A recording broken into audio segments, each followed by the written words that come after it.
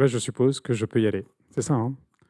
Donc bonjour à toutes et à tous et bienvenue dans cette conférence sur les outils de fidélisation des salariés de l'économie sociale et solidaire. Merci d'être là à Paris, dans les locaux de Natixis Interépargne et en ligne. Ce webinaire est organisé par l'UDES, l'Union des employeurs de l'économie sociale et solidaire, en partenariat avec la Caisse d'épargne et Natixis Interépargne. La coopérative UpCoop nous accompagne aussi à l'occasion donc de cette conférence. Je suis Hugues Polastro, je suis le directeur général de l'UDES et j'aurai le plaisir d'animer cette séance et donc de vous accompagner durant cette petite heure et demie. L'idée est simple, c'est de vous donner des clés pour mieux comprendre le partage de la valeur dans les structures de l'économie sociale et solidaire, les outils disponibles et comment les utiliser selon la taille, l'activité ou le statut de votre organisation. Avant de commencer, quelques points pratiques. Nous aurons 2 temps de questions-réponses. Dans la salle, vous pourrez prendre la parole directement et à distance, poser vos questions dans l'espace conversation. Nous les transmettrons aux intervenants. Si vous êtes en ligne, que vous avez un souci technique, que ce soit le son, l'image ou un problème de connexion, écrivez directement dans le fil de conversation et Laure de l'UDES fera son possible pour vous aider. Ce webinaire est enregistré. Vous pourrez le revoir sur le site et la chaîne YouTube de l'UDES. Je propose qu'on démarre tout de suite. Et donc, j'invite maintenant sur scène Sébastien Boucher, directeur marché, entreprise, institutionnelle et ingénierie de la Caisse d'épargne, Frédéric Commeroy, directeur du développement réseau et partenariat de Natixis Interépargne, et David Cluzot, président de l'UDES. Installez-vous.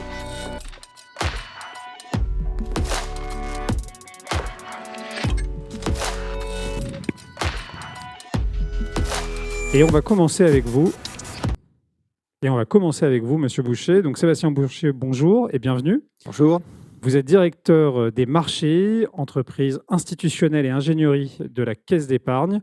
La Caisse d'épargne est partenaire de l'UDES depuis plusieurs années. Qu'est-ce qui vous a convaincu de vous engager aux côtés des employeurs de l'économie sociale et solidaire?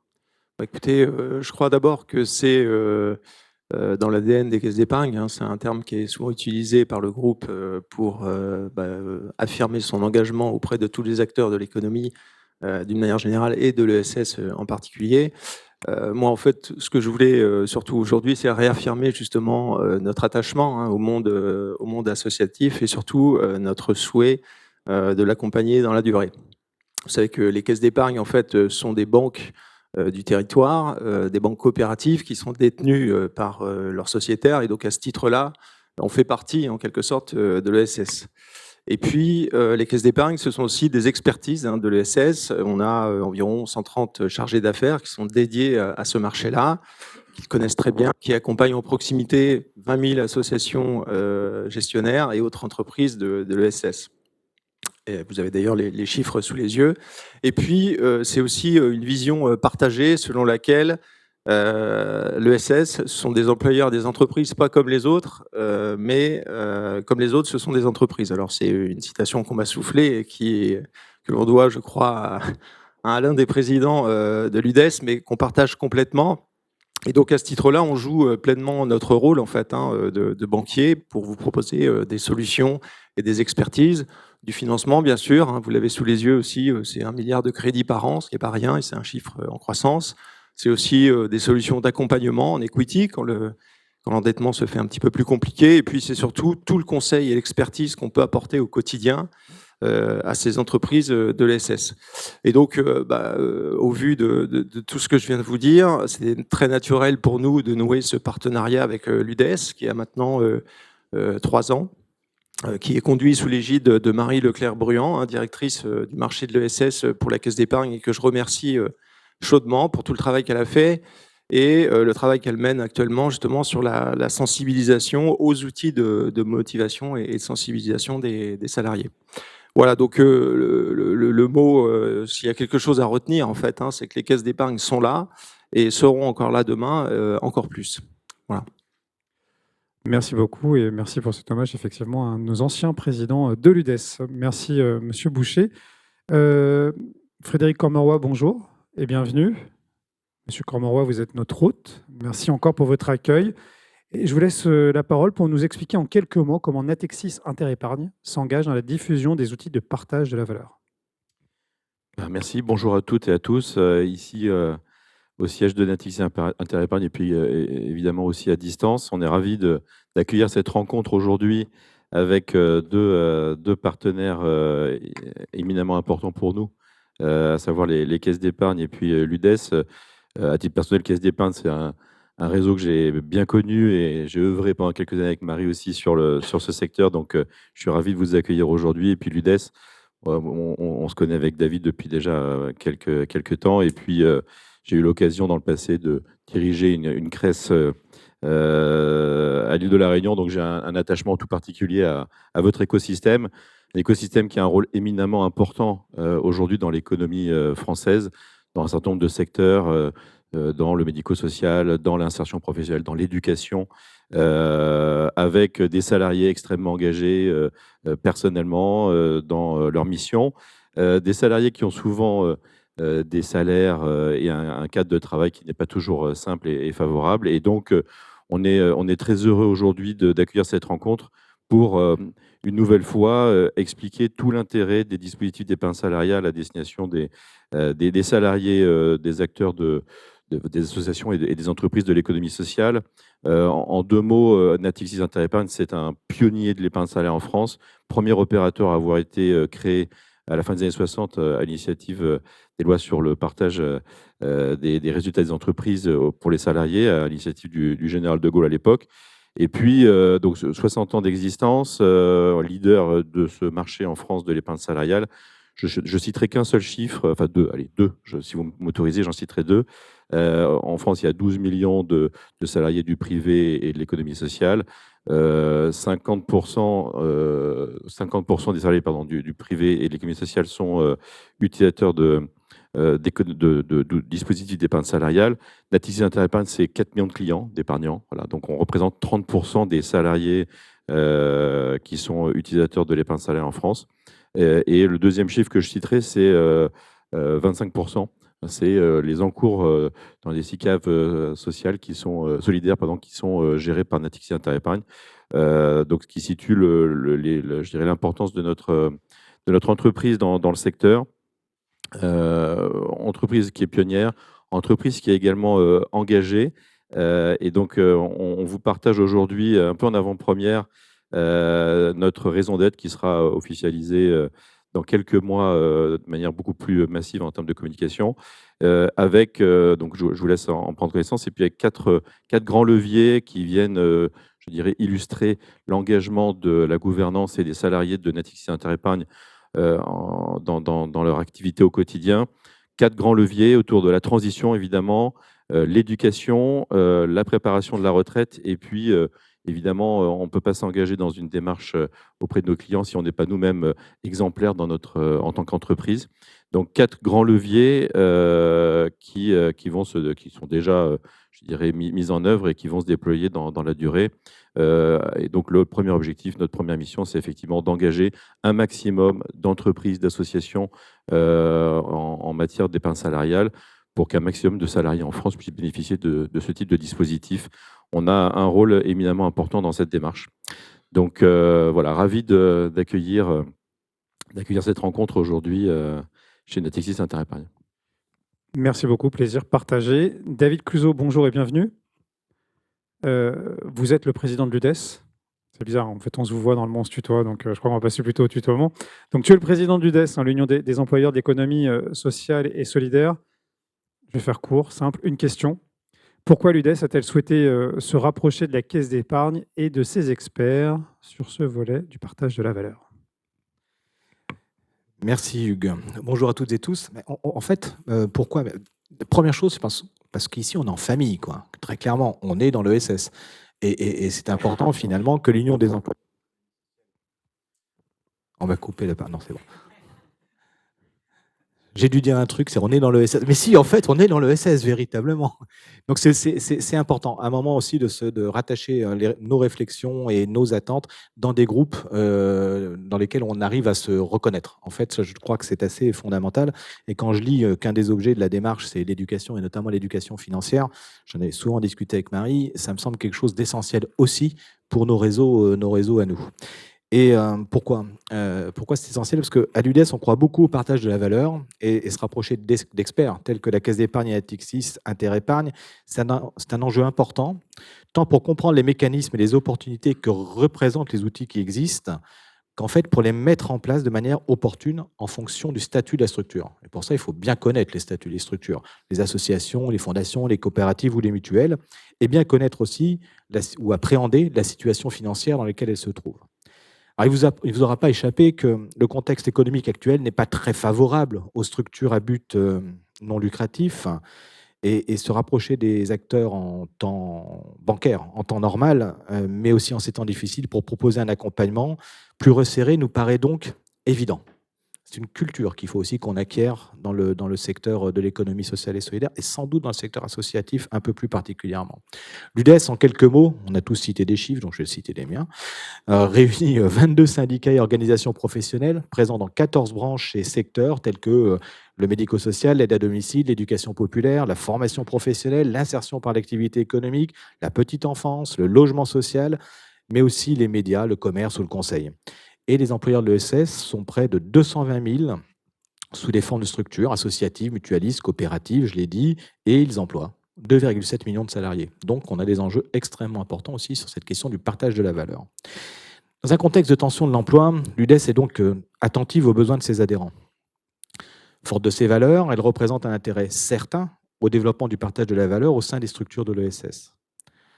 Plus particulièrement dans le cadre des échanges et négociations avec les organisations syndicales de salariés, et je salue Luc Mathieu avec qui on aura un échange après, de la CFDT, l'UDES est active en termes de débats, de propositions et préconisations autour de la pratique du dialogue social transversal dans les domaines relatifs à la responsabilité employeur. Parmi les travaux prioritaires que nous menons avec les syndicats de salariés figure le partage de la valeur. L'objectif est de pouvoir donner une impulsion significative au développement des dispositifs existants avec des mécanismes moteurs et adaptés aux spécificités de l'économie sociale et solidaire. Peut-être une petite incise, mais ce n'est pas parce qu'on est dans l'ESS où on parle beaucoup de valeur au pluriel que pour autant il ne faut pas créer de la valeur. Et pour autant, si on crée de la valeur, il est bien nécessaire de la partager puisque nous sommes dans des organismes à but non lucratif. C'est important de se le dire. Les organismes de l'ESS créent aussi de la valeur et créent de la valeur financière. La loi du 29 novembre 2023 relative au partage de la valeur marque une victoire pour l'UDES. Dans le cadre de la retranscription dans la loi de l'accord national interprofessionnel sur le partage de la valeur, un amendement travaillé par l'Union a été adopté. Son but, c'est d'étendre aux structures de l'ESS et en particulier aux associations le principe de partage de la valeur produite par leurs salariés quand un accord de branche étendu le prévoit. Intégré à l'article 3 sur le partage de la valeur, cet amendement rappelle que les structures de l'ESS sont créatrices de valeur, ce que je disais. Il réaffirme notre modèle économique basé sur l'utilité sociale ainsi que le rôle essentiel de la branche professionnelle au regard de la typologie de nos entreprises qui sont, pour l'essentiel, des petites ou des toutes petites entreprises. Et donc, ces dispositifs sont de nature à contribuer au développement et à l'attractivité de nos métiers, ce qui est un souci majeur aujourd'hui dans l'économie sociale et solidaire. L'UDES n'a pas participé aux négociations de l'ANI sur le sujet et la loi ne nous satisfaisant pas pleinement, nous avons décidé avec 4 organisations syndicales de salariés, la CFDT, Force ouvrière, la CFE-CGC et la CFTC, de signer une déclaration commune paritaire le 4 janvier 2024 incitant les pouvoirs publics à soutenir le partage de la valeur au sein de l'économie sociale et solidaire, à faciliter l'accès, notamment à l'intéressement aux structures de l'ESS. L'idée était aussi, en 2024, à un autre niveau, de raviver avec Bercy le dossier de la réforme de la taxe sur les salaires. Et on avance. Cette taxe peut être une incitation fiscale forte pour les structures de l'ESS, non assujetties à l'impôt sur les sociétés. Pour quelles raisons? Et nous continuons à y travailler. Parce que, concrètement, nous demandons que le montant des primes d'intéressement soit déductible des bases retenues pour l'assiette de la taxe sur les salaires, pour en favoriser le déploiement dans nos structures. Pour revenir sur les outils de partage de la valeur, nous avons toujours été un peu sceptiques sur la prime de partage de la valeur montée en puissance dans un contexte de forte inflation. Prime de partage pour la valeur, c'est un enrichissement immédiat, mais sans doute un appauvrissement pour l'avenir. La PPV, comme on l'appelle, n'a pas les mêmes vertus que l'intéressement qui s'inscrit dans le dialogue social. Le dirigeant est obligé d'expliquer pourquoi il fixe ses objectifs, de convaincre les représentants du personnel et le collectif de travail que l'objectif assigné est réalisable. Au contraire, la PPV est un acte unilatéral de l'employeur. Le partage de la valeur fait donc partie des leviers d'attractivité et de fidélisation des salariés dans l'économie sociale et solidaire. Il n'est pas assez développé dans l'ESS et souffre encore de préjugés, semble-t-il. C'est pourquoi notre travail commun avec la Caisse d'épargne et les experts de Natixis Interépargne est précieux pour notre union et pour l'ensemble des employeurs que nous représentons. Il se traduit par cette conférence, par le guide que nous allons vous présenter et par des actions qui, je l'espère, vont se déployer en région vers notre réseau d'employeurs. Donc, merci encore pour votre accueil, Sébastien et Frédéric, et belle matinée. Merci beaucoup. Je vous remercie. Je vous invite, Frédéric et Sébastien, à vous rasseoir. David, tu peux rester donc avec moi. Et nous allons maintenant accueillir Luc Mathieu, qui est secrétaire national de la CFDT.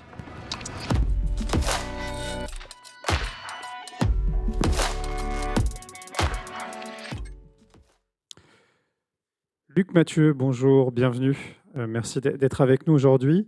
Messieurs, vous représentez deux regards, celui des employeurs pour David et celui des salariés pour vous, Luc. Je propose qu'on rentre directement dans le sujet. Luc Mathieu, pour la CFDT, pourquoi est-il important que les salariés de l'ESS puissent eux aussi bénéficier du dispositif de partage de la valeur? Bonjour à toutes et à tous et merci pour l'invitation. Alors, pour une organisation comme la CFDT, ce que je veux dire d'abord, c'est que dans ce débat sur le partage de la valeur, on n'avait pas de focus particulier sur les salariés de l'ESS. On avait un focus particulier, notamment sur les petites entreprises, parce qu'il y a une vraie inégalité aujourd'hui dans le pays, c'est que en termes de couverture par des mesures de partage de la valeur, donc en termes d'entreprises concernées, les grosses entreprises sont couvertes, je crois, à hauteur de 95%, et les TPE sont couvertes à hauteur de 13% ou 14%. Donc on voit qu'il y a vraiment une différence très importante selon la taille de l'entreprise, ça c'est en matière de couverture, et puis c'est aussi en matière de distribution, là aussi il y a des inégalités très importantes. Et donc quand en particulier on a négocié l'accord national interprofessionnel dont David a parlé tout à l'heure, nous, notre préoccupation, c'était de savoir comment est-ce qu'on faisait rentrer dans le dispositif les salariés des petites entreprises, c'est-à-dire globalement les entreprises de moins de 50 salariés. Alors ça a été fait au travers de deux dispositifs, celui de la négociation dans les branches professionnelles, la possibilité d'avoir des accords dérogatoires en matière de participation, et puis celui, on y reviendra peut-être tout à l'heure, où dans les entreprises de moins de 50 salariés qui ont un bénéfice supérieur à X% de leur chiffre d'affaires, et donc du coup pour l'ESS de leurs dépenses de mémoire, l'obligation d'avoir une mesure de partage de la valeur si un accord de branche le permet. Voilà. Donc je crois que ces deux dispositifs, ils étaient très importants pour nous. La loi Pacte de 2019 prévoyait déjà que les branches professionnelles puissent conclure des accords, notamment d'intéressement et de participation pour les petites entreprises, mais ça n'avait pas du tout fonctionné. Et j'espère aujourd'hui que ça va fonctionner davantage. Et c'est tout l'intérêt de voir ce qui va se passer dans l'ESS d'ailleurs. Absolument. Merci beaucoup. David, du point de vue des employeurs, en quoi le partage de la valeur peut-il devenir un vrai levier d'attractivité, un levier RH dans toutes les entreprises et particulièrement, bien évidemment, dans celle de l'ESS? D'abord, je pense qu'on peut se dire une chose, contrairement à ce qu'on imagine, la question du partage de la valeur, ce devrait être complètement intrinsèque aux structures de l'économie sociale et solidaire. Pour quelle raison?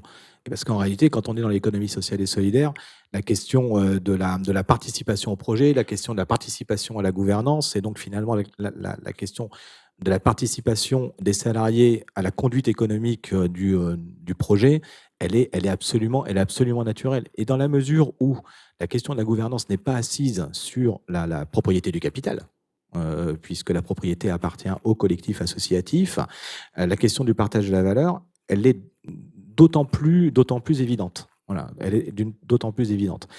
Dès lors qu'on considère que ce collectif de travail dans son ensemble, on doit arriver à anticiper le partage de la valeur comme quelque chose de naturel. Sauf que ce n'est pas le cas. Et on a Il y en a qui le font très bien et on aura des témoignages tout à l'heure. Mais ce n'est pas la majorité. Alors, d'une part, parce qu'il y a un mythe, le partage de la valeur, l'intéressement, etc. Vous savez, comment on fait ça dans une structure non lucrative? Ah, ouais. Le fait qu'on soit non lucratif n'induit pas le fait qu'on ne puisse pas, d'abord, générer des excédents, et ensuite les distribuer pour une mission accomplie par des salariés. C'est simplement une autre forme de la rémunération. Et ça, il faut se le dire aussi. Donc, il n'y a pas de danger, en fait. Nos statuts non lucratifs ne seront pas remis en cause parce qu'on fait du partage de la valeur. Et ce passage-là, il n'est pas si simple, en fait, à évoquer. Ensuite, pourquoi c'est intéressant pour les entreprises de l'économie sociale et solidaire? On parlait tout à l'heure du fait qu'aujourd'hui, on était dans un contexte économique tendu, avec des budgets qui ne sont pas si simples que cela à négocier. C'est vrai que la capacité des structures de l'économie sociale et solidaire à proposer des efforts significatifs d'évolution des rémunérations est extrêmement limitée. Donc, on doit utiliser ces outils d'intéressement comme étant aussi un levier fort de sécuriser des compléments de rémunération, dès lors, bien évidemment, que le niveau de la rémunération de l'entreprise est au bon niveau. Je le dis parce que c'est une position de l'UDES, c'est-à-dire que ce n'est pas un remplacement de la rémunération. Voilà, c'est ce qui va venir en complément et en renforcement. Et finalement, reconnaître l'effort du collectif de travail. Et je le dis aussi aux acteurs associatifs en particulier, ce n'est pas risqué. Ce n'est pas risqué. On ne va partager que la valeur qu'on a créée. Si on n'a pas créé de valeur, on ne la partage pas. Donc on a tous par ailleurs, et c'est ça l'intérêt commun des salariés comme des dirigeants des entreprises de l'ESS, de créer cette valeur. Donc on va venir partager un intérêt commun. Et c'est là finalement l'autre dimension de cette question du partage de la valeur, parce que ça donne une dimension RH. C'est la concrétisation de l'implication et de la responsabilisation de tous dans la réalisation du projet collectif. Alors, on donne des objectifs, on les assigne, on essaye d'avoir dans l'économie sociale et solidaire des objectifs qui sont extra-financiers, qui vont être liés à nos projets sociaux. C'est ce qui était compliqué dans les premières versions de partage de la valeur et qu'on a réussi à ouvrir, notamment avec l'amendement dans la loi de 2023, et qu'on travaille aussi à l'UDES. Quels sont les objectifs qu'on peut se fixer ensemble, qui soient des objectifs en cohérence avec ce qu'est le projet associatif. Donc ça ne peut pas être des objectifs purement économiques ou purement financiers, ça va être attaché à l'objet social des structures qui sont les nôtres. Et dès lors qu'on fait ça, on voit bien que la dimension impliquante que peut porter un accord d'intéressement ou les dynamiques globales de partage de la valeur vont venir être bénéfiques au développement économique et au pilotage du projet économique des structures d'économie sociale et solidaire. C'est pour ça que c'est intéressant. Merci beaucoup. Donc, on voit effectivement les intérêts, les bénéfices pour les entreprises, pour les salariés. Luc Mathieu, est-ce que vous souhaitez réagir à ce que vient de dire David Cluzo? Oui, bon, réagir peut-être pas, mais compléter peut-être. D'abord pour dire qu'on est très favorable, nous, dans les discussions autour de la négociation d'accords d'intéressement sur les critères non financiers. Et puis rappeler que les dispositifs de partage de la valeur pour les salariés, ce sont d'abord des moyens et des vecteurs d'épargne longue pour les salariés.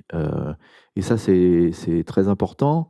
Dans le dispositif épargne salariale et partage de la valeur, il y a donc l'intéressement et la participation essentiellement. Ça représente aujourd'hui en termes d'encours à peu près, je crois que c'est autour de 220 milliards. Enfin, je regarde les gens d'Interépargne qui savent mieux le dire que moi, mais je crois que c'est autour de 220 milliards, donc c'est c'est quand même très significatif. Et il y a quand même une petite verrue, c'est la prime de partage de la valeur, alors qui auparavant s'appelait prime exceptionnelle de pouvoir d'achat. Mais elle est beaucoup moins exceptionnelle puisqu'on l'a pérennisée sous forme de PPV. La difficulté, c'est que cette prime-là, premièrement, elle a tendance à cannibaliser l'intéressement, parce qu'évidemment, c'est beaucoup plus pratique entre guillemets, pour un employeur de donner une prime quand il a envie et comme il a envie, plutôt que de construire avec les salariés des dispositifs d'intéressement qui sont dans la durée, etc. Et le problème aussi, donc c'est plus simple pour lui, mais le problème, c'est que ça cannibalise, comme je le disais, l'intéressement, et il y a des effets substitutifs au salaire qui sont majeurs. En 2023, lorsqu'on avait négocié l'accord interprofessionnel, l'INSEE avait sorti un papier justement sur les effets substitutifs de la prime PEPA, et c'était à peu près 30%. Et ça, évidemment, c'est un vrai problème, parce que, comme l'a dit David, le partage de la valeur, ce n'est pas fait pour remplacer le salaire, hein. C'est vraiment un peu la cerise sur le gâteau. Et il faut donc faire attention à l'ensemble de ces dispositifs. Et c'est pour ça que nous, bon, normalement, cette prime partage de la valeur, elle s'éteint l'année prochaine. Mais comme le problème, c'est que la PEPA devait s'éteindre aussi, elle s'est pérennisée dans la PPV. Voilà, on ne maîtrise pas forcément tout ce qui va se passer, mais il serait quand même souhaitable qu'elle disparaisse définitivement et que les employeurs fassent l'effort, effectivement, de conclure, soit lorsqu'il y a des représentants du personnel et des institutions représentatives constituées, de le faire dans la négociation avec les salariés, mais en tout cas de faire l'effort de négocier, y compris dans les branches d'ailleurs, des accords d'intéressement ou de participation, mais d'intéressement en particulier, pour mettre en place ces dispositifs. Merci beaucoup. Merci à vous deux pour cet éclairage. Je vous invite à reprendre place directement dans la salle. Et nous allons passer à une séquence qui va être, je vais vous présenter en quelques mots le guide qui a été réalisé avec la Caisse d'épargne et avec Natixis Interépargne. Alors, je ne sais pas si ça apparaît, comment ça fonctionne. Super. Voilà. Savez-vous qu'un tiers des Français ne peut plus épargner pour sa retraite, par exemple? Cela veut dire qu'une aide extérieure, comme une contribution de l'employeur, peut vraiment aider à changer les choses. Dans l'ESS, les chiffres sont encore très bas. Il y a moins de 2% des structures de moins de 11 salariés qui ont un accord d'intéressement. C'est 11% dans le reste des entreprises françaises.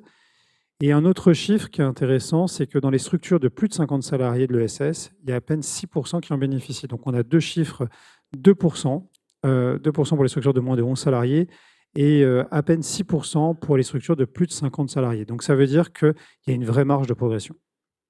Une autre donnée importante qui vient illustrer l'intérêt que peut représenter pour vous cette PPV, cette prime partage de la valeur, 3 salariés sur 4 pensent que l'épargne salariale booste la motivation et l'implication. Ce sont donc des outils, des leviers qui permettent effectivement de renforcer l'attractivité pour les employeurs de l'ESS. Et il aide les salariés à préparer leur avenir, leurs projets et bien évidemment aussi leur retraite. Face à ce constat, l'UDES a voulu agir et donc avec la Caisse d'épargne, nous avons créé un guide pratique pour aider les employeurs de l'ESS à comprendre ces dispositifs et à dépasser les idées reçues.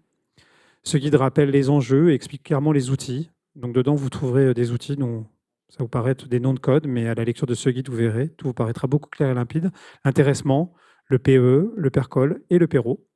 Et puis de toute façon, dans quelques minutes, avec Adrien Manicea, on en parlera. Et donc, vous aurez beaucoup plus d'informations sur l'ensemble de ces dispositifs. Voilà, donc dans un contexte d'inflation, de forte tension sur l'emploi, l'UDES et la Caisse d'épargne ont uni leur expertise pour faire un document simple et utile. Nous partons du besoin des employeurs, motivation, attractivité, fidélisation, et des attentes des salariés, pouvoir d'achat, projet, retraite. Voilà, donc dans ce guide, vous y trouverez des repères concrets pour choisir le dispositif le plus adapté à votre structure. Donc là, je vous ai parlé du guide, vous dites, tiens, super, comment je fais pour consulter ce guide? Vous avez un QR code, vous pouvez flasher le QR code. Et si vous n'avez pas envie de flasher le QR code, vous pouvez aller directement sur le site internet de l'UDES. Dans la rubrique Publications, vous retrouverez ce guide. Voilà, ce que je vous propose maintenant, c'est de passer à un petit sondage. Alors là, il faut encore que vous repreniez votre téléphone. Vous allez scanner le QR code qui va apparaître. Non, il n'y a pas de QR code, si? Ah, ok. Ah, en ligne, vous avez un QR code, mais pas dans la salle. Dommage. Donc, en ligne, donc vous prenez votre téléphone, vous scannez le QR code qui s'affiche, vous entrez le code indiqué, voilà, 913 78 63. Je vais vous poser la question à laquelle vous allez répondre. Disposez-vous d'outils de partage de la valeur dans votre structure? Je vous laisse 30 secondes et pendant ce temps-là, j'invite donc Adrien Manicea, donc qui ne peut pas répondre au questionnaire, qui est directeur économie sociale, logement social et ETI de Natixis Interépargne, à me rejoindre.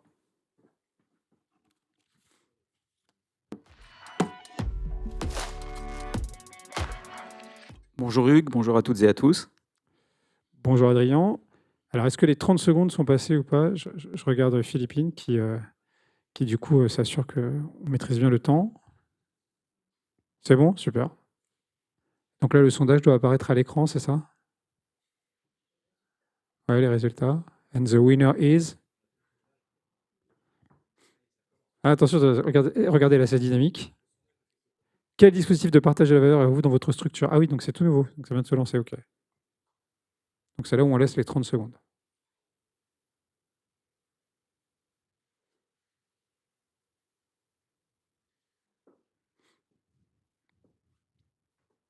Bon, ce qui est bien, Adrien, c'est que ça va nous donner effectivement pour votre intervention un petit éclairage Exactement.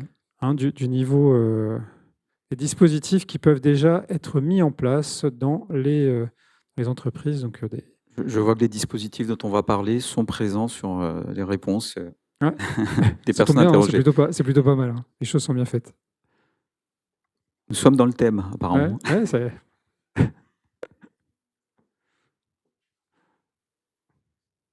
Donc, a priori, là, vous avez tous pu répondre. Je regarde dans la salle.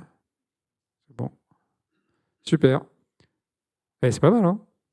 Si on regarde, donc, on a vraiment 3 dispositifs qui arrivent ex aequo. Donc, par contre, il y a quand même une marge de progrès. On l'a vu tout à l'heure dans les chiffres. Hein, 50% n'a pas encore de dispositif. Donc, on va compter sur votre force de persuasion. C'est ce que vous évoquiez, Hugues, à l'instant.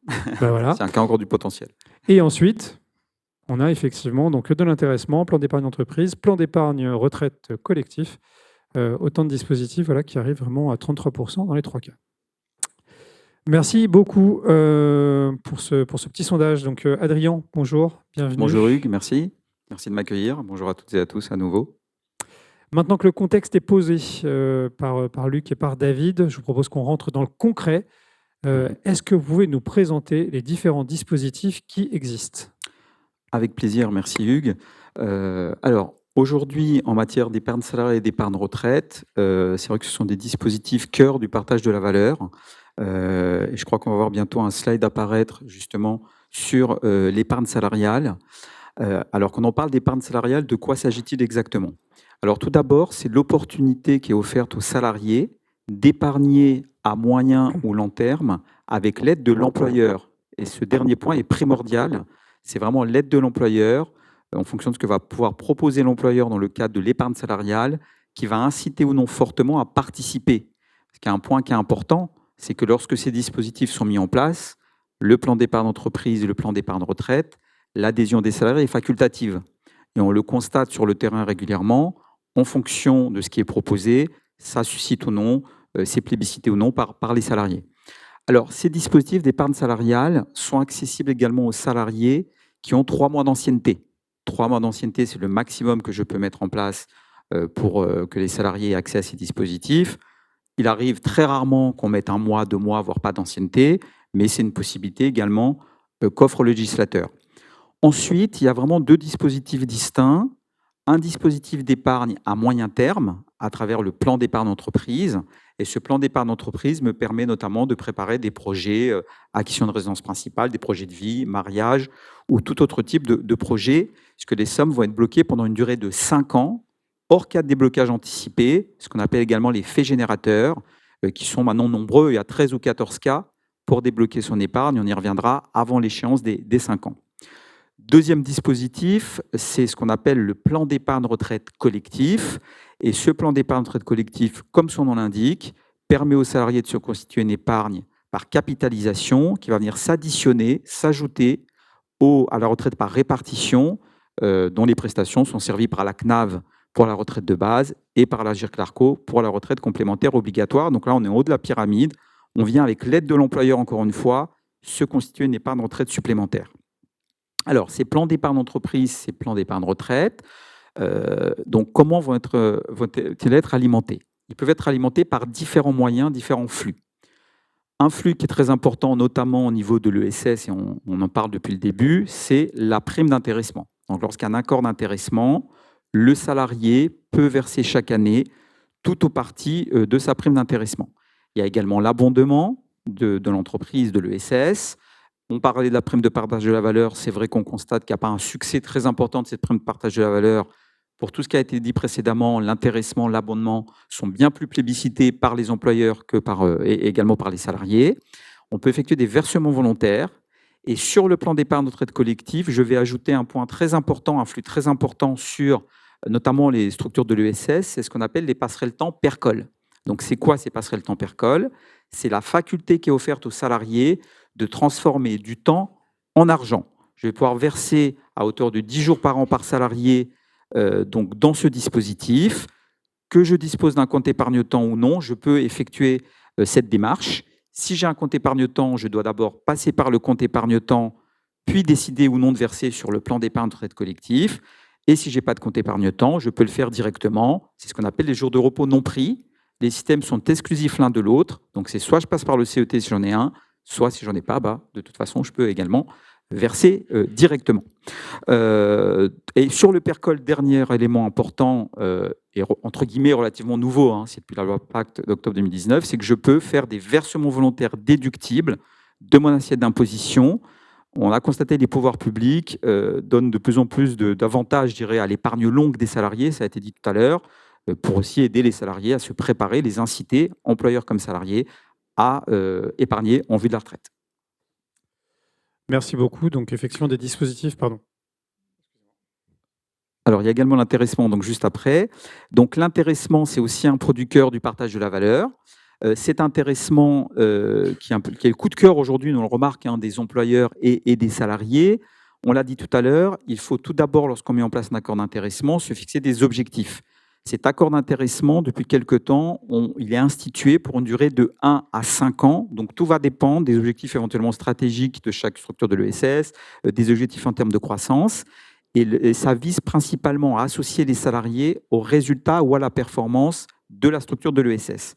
Donc, lorsque je me suis fixé des objectifs qui me sont propres en fonction de mes besoins de développement, de croissance, je vais ensuite devoir définir des critères qui vont être donc retranscrits dans l'accord d'intéressement, qui sont librement choisis.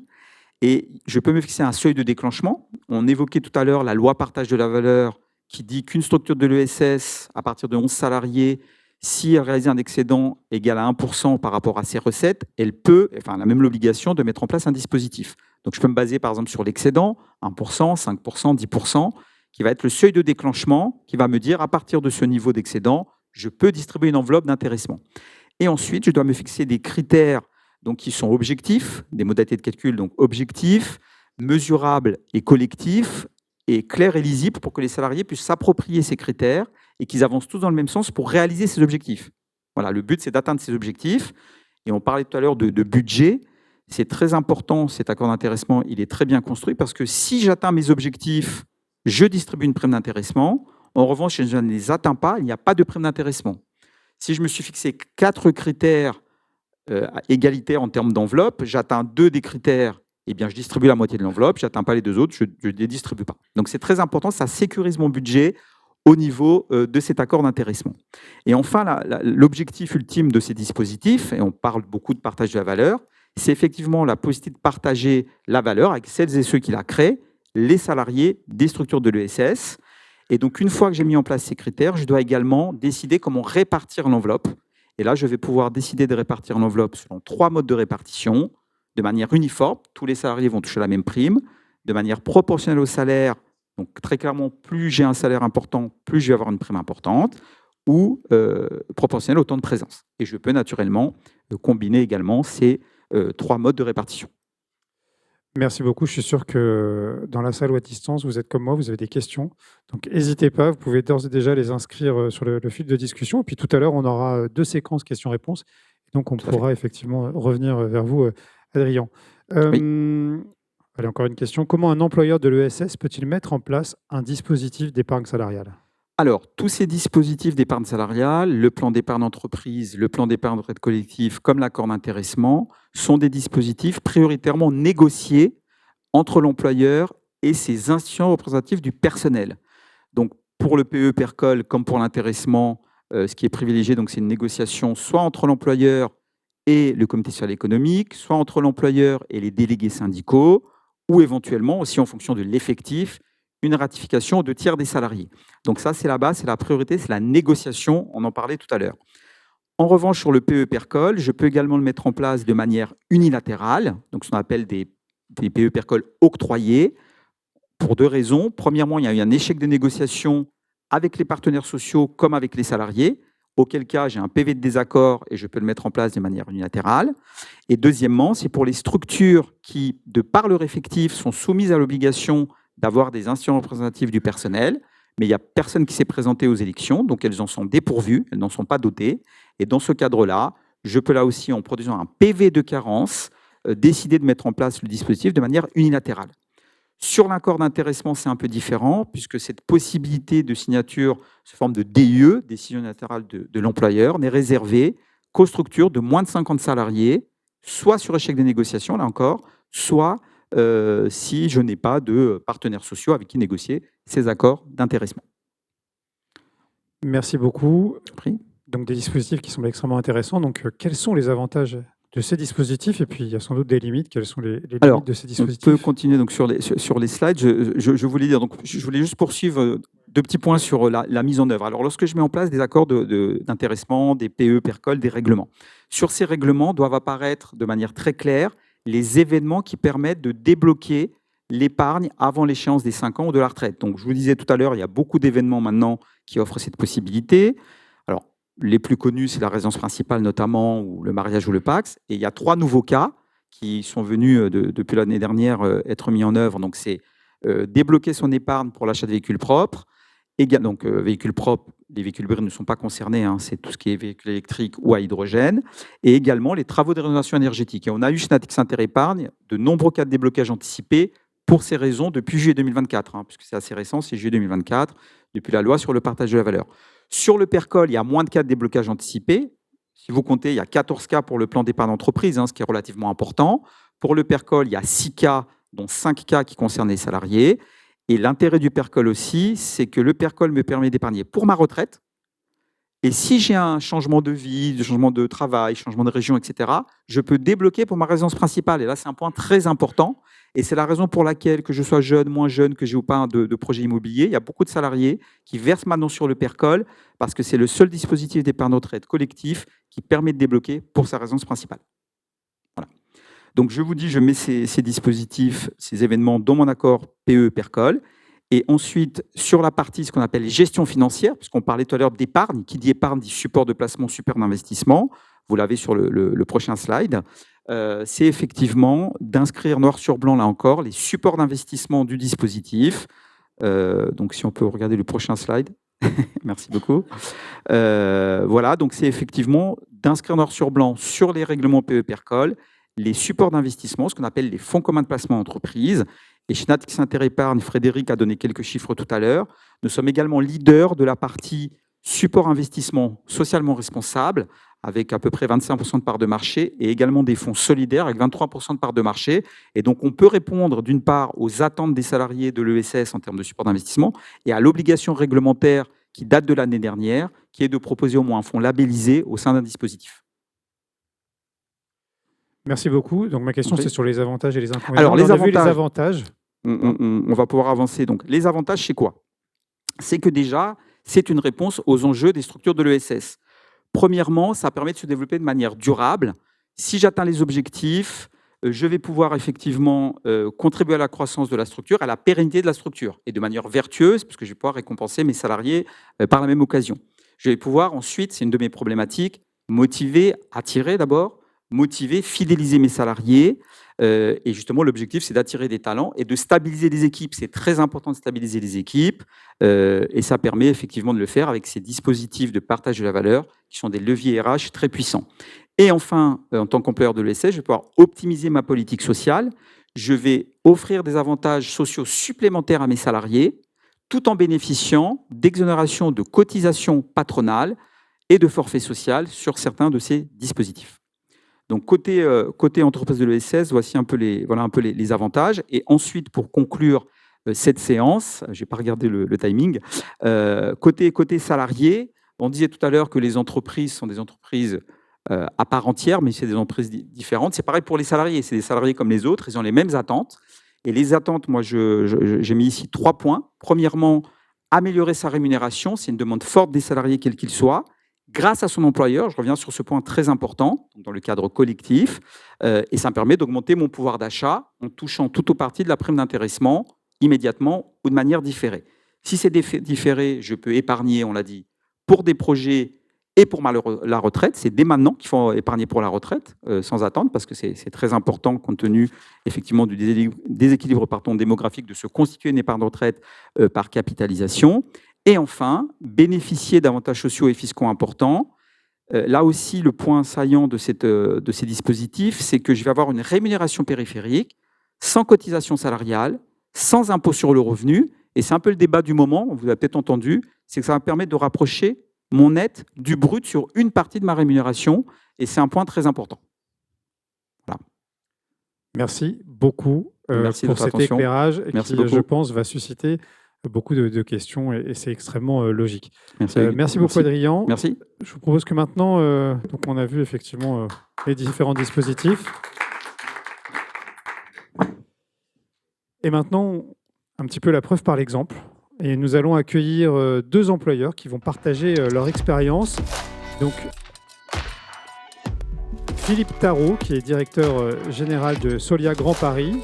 Alors oui, je vous invite à venir, puisque du coup, deux employeurs, vous, Philippe Tarot et Olivier Cagnac, qui interviendra dans quelques minutes, qui lui est à distance, qui est le directeur général de la régie de la vallée du Lot.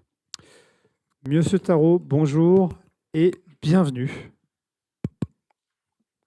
Déjà, en quelques mots, avant de parler partage de la valeur, est-ce que vous pouvez nous présenter très rapidement votre structure ? Bonjour à tous. Solia, structure solidaire spécialisée dans l'amélioration et le confort de l'habitat. On est des structures associatives dans un réseau national créé il y a une 50aine d'années. On est 3000 salariés, 3000 bénévoles et je représente Solia Grand Paris. Les structures sont indépendantes. Et donc, sur Grand Paris, nous sommes 240 salariés et 17 millions de chiffre d'affaires. C'est pas pour dire que c'est gros, hein, c'est peut-être petit ou gros. À l'échelle d'Île-de-France, c'est tout petit. Je pense qu'on devrait être beaucoup plus gros par rapport aux besoins des populations en Île-de-France. Et on a mis en place un dispositif il y a un certain nombre d'années, mais je vais vous laisser m'inviter à témoigner. Et ben voilà. Un Quel jeu dispositif d'acteurs. avez-vous choisi de mettre en place ? Moi, j'aime bien les transitions comme ça, là, ça fonctionne bien. Et surtout, qu'est-ce qui vous a poussé à faire ce choix ? Alors déjà, je voulais rebondir sur nos intervenants précédents avec trois idées qui justifient et qui répondent à cette question. Pour ce qui est du témoignage, David a parlé tout à l'heure d'une entreprise du secteur privé et il a son slogan. Moi, je dis qu'on est de l'ESS, c'est-à-dire que dans l'ESS, il y a d'abord économie pour une action sociale et s'il reste des sous, on sera solidaire. Mais en entrée, il y a bien économie. Et donc l'économie n'est pas la panade du secteur industriel et commercial et le privé. Et nous, dans l'ESS, l'argent serait mauvaise ou voilà, pas du tout. L'économie, c'est la richesse créée pour tous. Et donc c'est cette logique qui nous a amené à réfléchir à cette démarche. On a parlé tout à l'heure aussi avec Luc Mathieu qui a dit qu'il était parfois facile pour les employeurs d'avoir une posture qui ne va pas vers l'intéressement, puisque l'employeur garde le pouvoir sur la prime exceptionnelle, entre guillemets. Et nous, on souhaitait combattre cette idée. Je ne crois absolument pas à la notion de posture. Je pense que la posture tue le dialogue. Et je ne suis pas démago, je suis bien dans mes fonctions de directeur général et je sais trancher, ce n'est pas le sujet, mais qu'à un moment, la posture oblige l'autre à être en posture et on tue le dialogue. Ce qui nous intéressait dans les PERCO qu'on a mis en place, le PERCOL et la prime d'épargne depuis une vingtaine d'années et l'intéressement depuis 6 ans, c'était de créer les conditions de dialogue sur la répartition de la richesse, d'être ensemble dans un débat avec les représentations du personnel et les salariés. Et donc, on a signé un accord d'intéressement il y a maintenant 6 ans. La première version était 3% du chiffre d'affaires et une répartition de 20% du résultat, avec une répartition proportionnelle au salaire. Et dans le deuxième exercice, celui qui est en cours, on est parti sur toujours 3%. Et on est sur 30% de répartition du chiffre du résultat. Et par contre, sur un niveau égal de prime, et non plus proportionnel au salaire, puisqu'il y a une idée qui a été partagée tout à l'heure. Je pense qu'on avait besoin, nous, employeurs, de mûrir, de lâcher petit à petit le bébé, pour se dire qu'effectivement, ce n'est pas une compensation de salaire, c'est une répartition de richesse, avec l'idée, de toute façon, qu'il n'y a aucun danger, puisqu'on ne peut répartir que ce qu'on gagne. Donc, a priori, dans les périodes d'ailleurs un peu difficiles que nous rencontrons, ça met le dialogue social sur un niveau assez intéressant. C'est que si notre association ne dégage pas de résultats cette année, il n'y a pas de débat. On combattait un peu l'idée que l'employeur, soit le grand Manitou sous un arbre qui dit « cette année, on peut distribuer de l'argent, c'est très bien ». Donc bien sûr qu'il garde la main sur l'équilibre économique de sa structure, mais on trouvait que l'accord d'intéressement permettait de dire qu'on ne repasse pas par le conseil d'administration, c'est acquis. S'il y a une richesse collective, on peut en partager tout de suite la valeur de façon mécanique. Et cette idée nous intéressait. Merci beaucoup. Donc, on voit que vous avez mis en place 3 dispositifs avec de la négociation. Est-ce que vous avez été accompagné pour mettre en place ces dispositifs?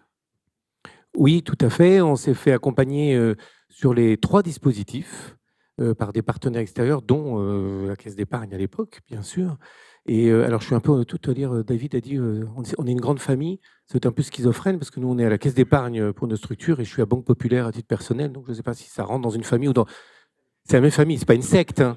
C'est pas une secte, rassure-moi. Non, c'est ça. Donc, on doit être un peu tous quand même rattachés. Mais effectivement, tout à l'heure, on a parlé d'ADN de la Caisse d'épargne. Je pense que la Caisse d'épargne, de par son histoire dans l'accompagnement des populations françaises, porte cette culture-là et on s'est fait accompagner sur les risques et l'appropriation en fait, de l'outil pour se dégager de l'outil et rentrer dans l'intérêt de la chose. En fait, la technicité n'est pas un objectif. La technicité vient au service d'une idée. C'est intéressant, ça a dû quand même un petit peu déstabiliser dans l'entreprise. Est-ce que vous avez rencontré des obstacles et si oui, lesquels? Alors, le principal obstacle, et je rebondis sur ce qu'a dit tout à l'heure, je crois que c'était David, sur l'éducation de l'épargne, c'est la culture, alors je dois être un peu un vieux aux cheveux blancs, mais la culture de l'épargne. Moi, je pense que l'employeur a une responsabilité, pas de façon paternaliste, je ne vais pas dire aux gens ce qu'ils ont à faire, ce n'est pas mon rôle, mais de façon... créer les conditions d'un dialogue autour de l'épargne. Et je me rends compte qu'en fait, on a, nous, une population assez jeune qui a entre 24 et 35 ans. La notion d'épargne est très loin d'une logique de leur vie. Alors c'est normal, on est en Ile-de-France, le logement est cher, donc ils ont déjà une épargne dans leur résidence principale peut-être, donc il y a toute une logique à ça. Hein. C'est pas, je ne suis pas en train de les critiquer, mais par contre ça a été au départ de dire mais pourquoi épargner, pourquoi mettre de l'argent de côté? Et donc ça, je trouve qu'on a ensemble ce rôle de dialogue, et ça a été un frein au début, puisqu'ils avaient l'impression de ne pas bénéficier de la richesse collective, puisqu'ils ne la touchaient pas. Et donc c'est tout ce dialogue sur si, c'est bien à toi, mais tu en bénéficieras dans des conditions plus tard. En quelques mots, quel bilan vous tirez de la mise en place de ces dispositifs? Alors, comme disent les jeunes, je dirais trop bien. Trop bien par la culture que ça développe. L'outil en soi, on a, depuis qu'il a été mis en place, quand même à l'échelle de notre association, c'est beaucoup. On répartit à peu près 200 000 euros par an. Donc, vous voyez, sur 6 ans, ça fait 1,2 million de répartis. Et ça fait des primes en moyenne, enfin, ce n'est pas des primes, en tout cas, cet abondement est en moyenne entre 800 et 1 500 euros par salarié. Donc, c'est quelque chose pour nous, à notre échelle, qui est assez conséquent. Mais c'est surtout ce que ça a amené dans le dialogue social, c'est-à-dire que quand on rentre dans des négociations de NAO, quand on rentre sur des négociations de salaire, sur tous les avantages sociaux, eh ben, cet élément fait partie du champ de la répartition. Et donc, c'est pas que ça détend, mais ça crée des conditions de dialogue assez intéressantes dans le dialogue social avec les représentations syndicales. Une intelligence collective. Ce qui est intéressant, effectivement, c'est que ça vient nourrir aussi la qualité du dialogue avec les partenaires sociaux au sein de l'entreprise. Merci beaucoup, Philippe. Juste, oui. moi, j'ai lu votre... alors, je le montre, je sais pas où est... Donc ça, si vous n'avez pas fini vos cadeaux de Noël, c'est quand même assez bien rédigé et on peut vraiment se lancer. C'est pas compliqué. Il s'agit plutôt d'un problème d'envie que d'un problème de technicité. Donc, si vous avez envie d'y aller, foncez. Merci beaucoup. Donc, vous pouvez le trouver, ce super guide, vous pouvez le trouver à la sortie de cette salle. Et je vous rappelle, vous pouvez le télécharger, bien évidemment, sur ides.fr dans la rubrique publication. Merci Philippe. Olivier, est-ce que vous nous entendez? Voilà. Oui, très bien, bonjour. Bonjour Olivier. Donc, je le disais tout à l'heure, vous êtes directeur général de la régie de la Vallée du Lot. Donc, bonjour et bienvenue à cette conférence sur le partage de la valeur. Même question que à Philippe, est-ce que vous pouvez nous présenter rapidement votre structure?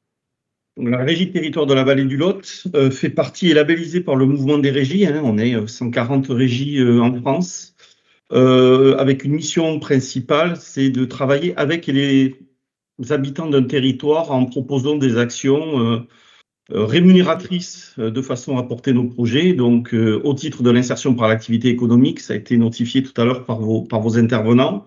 Donc, on est conventionné au niveau des services de l'État. et on porte des actions de lien social sur le territoire au bénéfice des habitants du territoire. Et on est aujourd'hui 140 salariés pour un budget total de 140 millions d'euros. Pour 4 millions d'euros, pardon, excusez-moi. Merci beaucoup. Allez-y, allez-y. Oui, voilà. Donc effectivement, depuis 3 ans, nous versons une prime annuelle de partage de la valeur qui allait de 150 € minimum pour les salariés en parcours jusqu'à des montants pris par rapport à la rémunération de l'encadrement et des strates au-dessus, à partir du moment où notre résultat comptable pouvait nous le permettre. L'accompagnement de la caisse d'épargne depuis maintenant 6-7 ans nous a permis de pouvoir travailler sur un autre accompagnement qui peut, comme l'ont dit vos intervenants précédemment, peuvent éviter de nous mettre aussi en difficulté et puis en pouvant positionner des objectifs sur notre structure afin de pouvoir aussi fidéliser les salariés qui sont dans la structure et à mes côtés. Merci. Quel dispositif vous avez donc mis en place? Alors, l'accord d'intéressement et le PERCOL, voilà, qui a été un peu difficile à mettre en place, entre guillemets, puisque on a une carence au niveau du CSE. Donc, effectivement, il a fallu passer par un référendum, par un accord d'entreprise pour pouvoir le mettre en place, malgré le fait, effectivement, au vu du dépassement des effectifs, de l'obligation de pouvoir le mettre en place. Ça a été validé, l'accord d'entreprise a été validé au mois de mai, donc on est tout nouveau dans ce secteur par rapport à l'intervenant d'avant. Je ne sais pas si on pourra, en tout cas au vu des chiffres, pouvoir donner de l'intéressement cette année, compte tenu, et on le disait aussi tout à l'heure, de ce qui se passe au niveau national. On reste une structure aujourd'hui associative, dont 50% de son économie repose sur de la subvention. 50% du chiffre d'affaires. J'ai bien aimé le correspondant d'avant sur le titre ESS. Je dirais qu'aujourd'hui, on est même presque plus des PMESS, puisqu'on a un fonctionnement aujourd'hui qui est très proche de la partie entreprise. Merci beaucoup. Donc, effectivement, une expérience différente, pas de CSE, donc une autre procédure à déclencher. Vous avez été accompagné pour mettre en place l'ensemble de ce dispositif? Oui, et je remercie à la fois Natixis et la Caisse d'épargne pour leur pédagogie. C'est vrai que c'est pas des choses qu'on voit régulièrement dans nos structures et que ce soit notre conseillère, pour pas la nommer, Marine Moulier, Monsieur Péninon de Natixis, ont été très pédagogue à la fois sur l'explication, le temps pris et la mise en œuvre. Voilà, je trouve pour le coup, et on l'a redit, c'est pour nous en tout cas la banque est plus qu'un partenaire aujourd'hui au sein de la structure. Et effectivement, tout ce travail d'accompagnement, de pédagogie sur la terminologie, sur ce que ça peut amener aussi pour demain au niveau des salariés était très importante et très signifiante. Donc merci, vous avez pu effectivement vous appuyer sur vos conseillers financiers pour pouvoir avancer. Est-ce que vous avez rencontré des obstacles et si oui, lesquels? Pas forcément. Comme je vous disais tout à l'heure, le plus long, ça a été de mettre en place l'accord d'entreprise avec tout ce qui se passe derrière, envoi après à la DETS pour validation. Non, dans la mise en œuvre effectivement de ce choix-là et de l'accompagnement, on n'a eu aucun problème. Au contraire, c'est plutôt facilitant, je trouve, tout le travail qui est mis en œuvre par les accompagnants pour que ce soit le plus fluide possible. Merci beaucoup. Même si ça a été mis en place qu'en mai, quel est le premier bilan que vous pouvez tirer donc, de la mise en place de ces deux dispositifs, que ce soit en termes de fidélisation, de recrutement, de motivation, et puis comment se positionnent les salariés par rapport à la mise en place de ces deux dispositifs? Alors, comme je disais tout à l'heure, j'ai deux catégories de salariés, si je peux m'exprimer ainsi. On a des salariés en parcours d'insertion, donc ils sont à peu près une centaine aujourd'hui au sein de la structure, donc qui pour eux, ça peut être très loin, ce système de fidélisation, et puis on n'est pas là pour ça de toute manière. Par contre, effectivement, au niveau des permanents, pour moi, en termes de management aujourd'hui, c'est un outil supplémentaire. Il faut se rappeler qu'il y a quelques années encore, on a une partie de nos salariés qui ne rentraient pas dans les effectifs. Donc c'est tout nouveau aussi dans le schéma de l'employeur, tout ce qui se passe pour nous.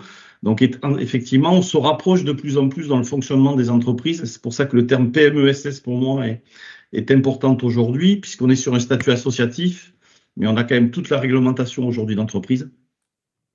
Donc c'est surtout sur l'outil de management et la fidélisation qui pour moi ça peut être intéressant en disant effectivement à partir du moment où le travail est bien fait, il peut y avoir une redistribution de la valeur auprès de l'ensemble des salariés de la structure sans que personne ne soit oublié. Merci beaucoup Olivier. Et alors nous à l'UDES, on est extrêmement attachés à dire qu'effectivement les différentes structures, peu importe qu'elles soient coopératives, mutualistes ou associatives, ce sont bien évidemment des entreprises. Donc le terme de PME est particulièrement bien approprié pour notre tissu. Merci beaucoup Olivier, merci beaucoup Philippe pour vos témoignages. Et là je vous propose qu'on passe à la séquence questions-réponses. Donc voilà, si vous avez des questions, que ce soit dans la salle, n'hésitez pas à intervenir. Et pour celles et ceux qui sont en ligne, voilà, vous avez le fil de discussion. Vous pouvez poser vos questions directement dans la conversation et nous allons pouvoir y répondre. Et je pense que c'est une bonne idée. Nos intervenants ont pris l'initiative de venir s'asseoir et je pense qu'ils ont raison parce qu'il va y avoir pas mal de questions.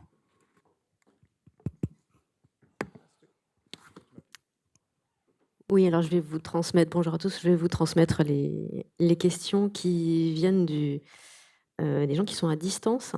On a une première question qui reprend la notion de proportionnalité finalement en fonction du versement, en fonction du salaire. Et donc, est-ce que finalement, et si c'est le cas, pourquoi ceux qui gagneraient plus toucheraient plus et pourquoi pas l'inverse pour favoriser les bas revenus? Merci beaucoup pour cette question. Donc effectivement, ça concerne l'intéressement et peut-être l'épargne salariale un peu plus au sens large. Donc sur l'intéressement, comme je le disais, il y a 3 modes de répartition. Répartition uniforme, proportionnelle au salaire ou au temps de présence.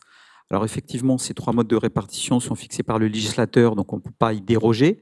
On ne peut pas récompenser les salaires les plus modestes, entre guillemets, par rapport à l'accord d'intéressement. En revanche, comme je le disais, on peut combiner ces 3 modes de répartition et faire une part uniforme importante, voire à 100%, faire une part au temps de présence.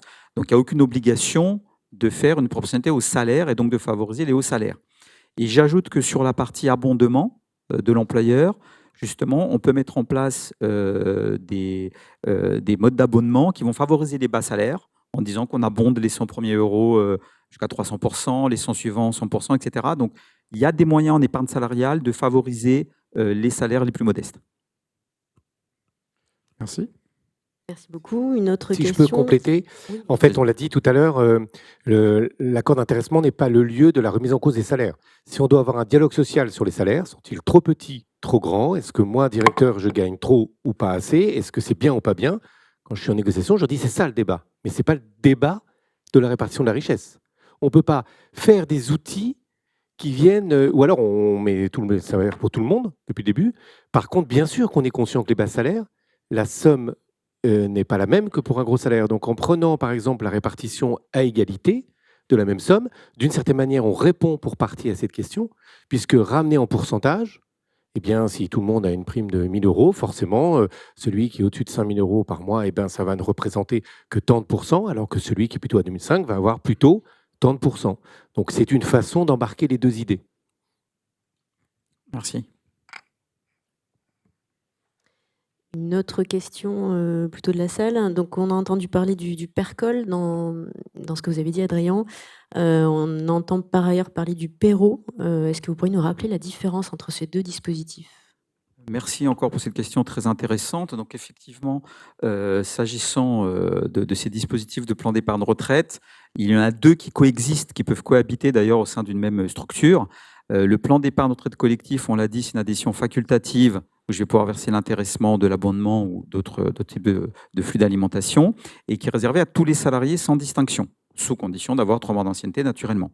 S'agissant du plan d'épargne retraite obligatoire, donc qui a repris le relais de ce qu'on appelait l'article 83 du Code général des impôts, cette fois, c'est la faculté pour toute structure de pouvoir décider d'accorder cet avantage de retraite supplémentaire à une catégorie de personnel, à mes cadres, en fonction de la convention collective. Donc là, je peux justement sélectionner les salariés bénéficiaires et en tant qu'employeur, je vais verser une cotisation dite obligatoire. Je vais m'engager sur un pourcentage par rapport à un salaire de mes salariés concernés par cette catégorie.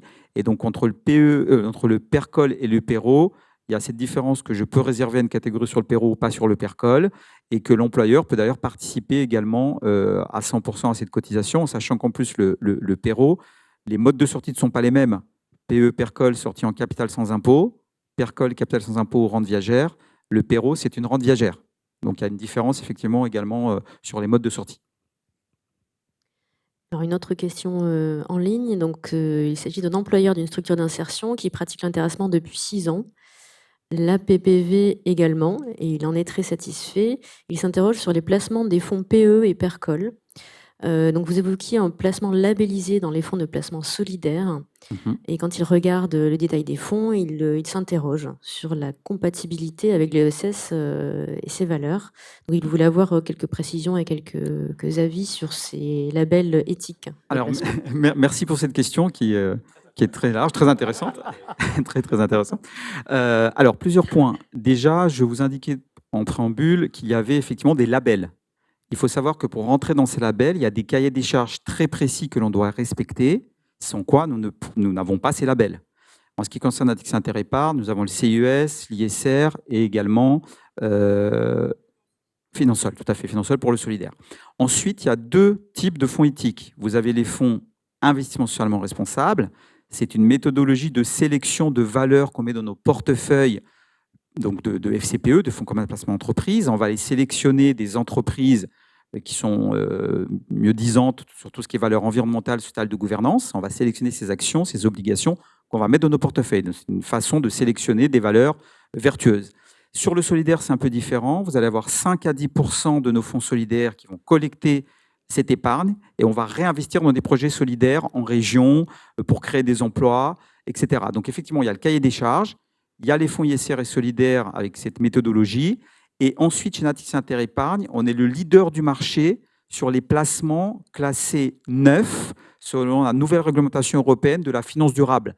Alors, ça se dit SFDR, Sustainable Fund Disclosure Regulation, qui est une réglementation supra-européenne de validation des fonds comme étant des fonds ISR notamment. Et là, on est les mieux disants du marché sur ce côté-là. Mais en tout cas, sur solidaire, c'est entre 5 et 10% des fonds qui sont réinvestis sur des projets solidaires sous forme de prêts bonifiés, sous forme de capital investissement.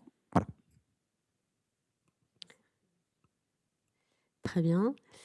J'en étais sûr qu'il y aurait plein de questions pour vous. Non Je suis là pour ça. Dites-moi dans la salle si vous avez des questions. J'ai une autre question concernant le déblocage anticipé. Est-ce qu'on paie des impôts si on débloque de manière anticipée? Merci encore pour cette question. Effectivement, alors, les événements qui permettent de débloquer l'épargne avant l'échéance des 5 ans et jusqu'à la retraite offrent également les mêmes avantages sociaux et fiscaux. Donc, si je débloque pour un mariage, pour une résidence principale ou pour d'autres projets, effectivement, je garde mes avantages fiscaux, donc je ne paye pas d'impôt sur le revenu. Dès que je rentre sur le PE PERCOL hors version volontaire déductible, je ne paierai jamais d'impôt sur le revenu sur le capital versé. Peut-être que les autres intervenants veulent réagir. Non. Sur les raisons de sortie, je reviens tout à l'heure sur la culture de l'épargne, où nous, on a parfois des salariés effectivement qui nous disent mais il y a très peu de clauses de sortie. C'est-à-dire, on se dit j'ai coincé mon capital. Et je dis mais en fait, tu n'as pas compris ce qu'était une épargne. On va pas parler du produit, on va parler de la notion d'épargne. La notion d'épargne, elle est faite pour des événements exceptionnels et non prévus. Elle n'est pas faite pour Noël, elle n'est pas faite pour les vacances, elle n'est pas faite ça. Il faut qu'on trouve comment tu peux te payer ça. C'est un autre débat. Mais l'épargne, elle a cette notion. Et donc, une fois, quand on reprend, la logique dans l'autre sens, il y a quand même 17 raisons. Enfin, je ne sais plus, vous avez... Voilà, donc il y a suffisamment qui font des événements de la vie. Et des événements positifs, il n'y a pas que le décès. Donc le mariage, la résidence principale. Donc ça suffit normalement pour réouvrir le champ du fait de la récupération avec la fiscalité quand même tout à l'heure, on l'a dit. Alors je n'ai peut-être pas dit assez dans mon témoignage, je ne suis pas complètement neutre en en employeur. La fiscalité est quand même énormément avantageuse. C'est-à-dire que nous, sur l'exonération de charges patronales, quand j'ai dit tout à l'heure qu'on répartit 200 000 € entre nous, côté employeur, on est à peu près à 56% ou je sais pas 58%. Donc vous voyez, ça fait quand même tout de suite 100 000 € que l'association n'a pas. Alors je suis pour l'impôt, hein, c'est pas une critique de l'impôt, mais en optimisation fiscale, c'est quand même loin d'être négligeable. Le sujet qui est intéressant, effectivement, il y a une question aujourd'hui de rapport au temps et de rapport au temps sur dire quand est-ce que je vais avoir ce que j'ai légitimement gagné. Alors effectivement, c'est pas immédiat. Voilà, il faut apprendre ça. Alors l'intéressant, on peut l'avoir tout de suite. Alors les conditions fiscales ou sociales sont plus aussi avantageuses, mais on peut l'avoir tout de suite. Pour que ça soit avantageux, il faut qu'on laisse le temps au temps, mais c'est l'enjeu finalement. C'est-à-dire, vous aurez des avantages, mais parce qu'à un moment, ça aura fructifié, que ça aura participé à une épargne générale, que ça aura permis de financer l'économie, enfin, etc., etc. C'est ça le sujet. C'est aussi un engagement entre celui qui place et finalement l'effort économique que veut faire la nation à travers les banques qui ouvrent ce type de produit-là. Deuxième chose qu'il faut avoir en tête, parce que c'est vrai que la PPV, on en a parlé tout à l'heure, c'est hyper efficace. 1 € sorti, 1 € donné, c'est génial. Sauf que en réalité, c'est fiscalement, ça affecte. Enfin, pour le budget de l'État, c'est quand même pas terrible. Pour le budget de la sécurité sociale, ça l'est pas non plus. Et donc, c'est pour ça aujourd'hui que du côté de l'UDES, on est quand même favorable à préférer les mécanismes d'intéressement parce que c'est plus juste. On paye des impôts, je suis désolé, mais c'est plus juste fiscalement, finalement, au bout du bout. C'est plus juste socialement aussi.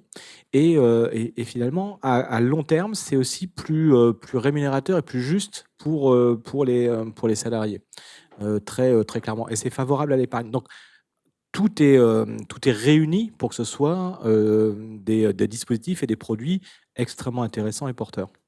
Du point de vue des structures de l'économie sociale et solidaire, en tout cas de l'UDES, quoi.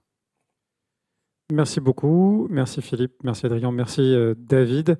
Ok, allez-y. Ouais, du coup, déjà bravo pour le travail et le guide. Je revenais sur les placements donc, qui sont permis par les flux générés par les outils que vous avez expliqués. Est-ce que, et puisqu'on est sur le thème de la fidélisation, est-ce que ça peut pas être non plus quand même un argument de dire dans les propositions de fonds, il y a ce fonds solidaire obligatoire dans tous les plans d'épargne, et dire aux salariés il y a une sorte de cercle vertueux qui se crée. Si l'option que vous choisissez, c'est ce fonds solidaire 90-10, maintenant 85-15, vous contribuez aussi à consolider l'écosystème de l'économie sociale et solidaire, et on peut aussi s'en emparer comme ça. Et du coup, j'avais un deuxième point annexe. Est-ce qu'il y a un petit peu, pas forcément d'activisme, mais de la part des partenaires sociaux qui doivent être présents, je pense aussi dans les comités de surveillance ou comités d'investissement de ces fonds solidaires, et pas que solidaires d'ailleurs. Quel est et c'est un peu la boîte noire de l'extérieur, mais quel est le rôle actif de ces partenaires sociaux dans les différents comités de gestion des fonds, si je dis pas de bêtises. Voilà les deux points que je voulais éventuellement évoquer. Merci de ces remarques. Alors, vous avez parfaitement raison. Lorsqu'on est en réunion, j'étais encore hier sur une réunion auprès d'un comité social et économique sur une très grande structure, c'est vrai qu'on insiste justement sur le côté vertueux d'investir sur les fonds solidaires. Ensuite, de notre côté, on s'est attaché à proposer à la fois une gamme de fonds solidaires, une gamme de fonds classiques, et on laisse le libre choix aux salariés de faire des arbitrages par rapport à justement son envie d'investissement, est-ce qu'il veut aller sur des fonds éthiques, est-ce qu'il veut aller rechercher de la performance, etc. Et donc, effectivement, on communique sur le solidaire, le fait que c'est vertueux, qu'on réinvestit sur des projets solidaires. Nous avons même de donner des exemples concrets en réunion. Donc, vous avez parfaitement raison, on essaie de promouvoir ce type de fonds vertueux. Et quand vous parliez de l'investissement dans ces comités des partenaires sociaux, finalement, typiquement sur le comité intersyndical de l'épargne salariale, qui a été créé dans les années 2000, c'est 4 grandes confédérations syndicales qui ont créé cette association qui vise à labelliser les fonds comme étant des fonds investissement socialement responsables. Et l'objectif, c'était quoi justement? C'était de dire, on va essayer de diffuser l'épargne salariale au plus grand nombre, mais quitte à le faire, autant le faire sur des fonds vertueux qui vont venir ensuite donc justement financer l'économie sociale et solidaire.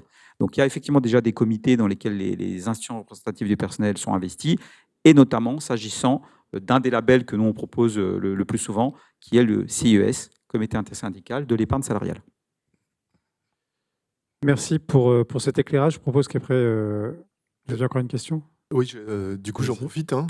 Allez-y, il y aura une autre séquence, de toute façon, questions-réponses. Ouais. J'avais juste, surtout si le monsieur de la régie de territoire est encore là, en fait, je voulais savoir si les salariés en insertion, donc qui par définition vont rester simplement 24 mois dans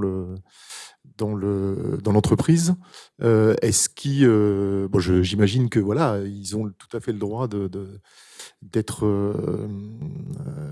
intéressés justement par les primes d'intéressement, mais est-ce que c'est quelque chose qui est conseillé, qui est bien pour eux par rapport au débat que vous aviez aussi sur salaire versus épargne différée?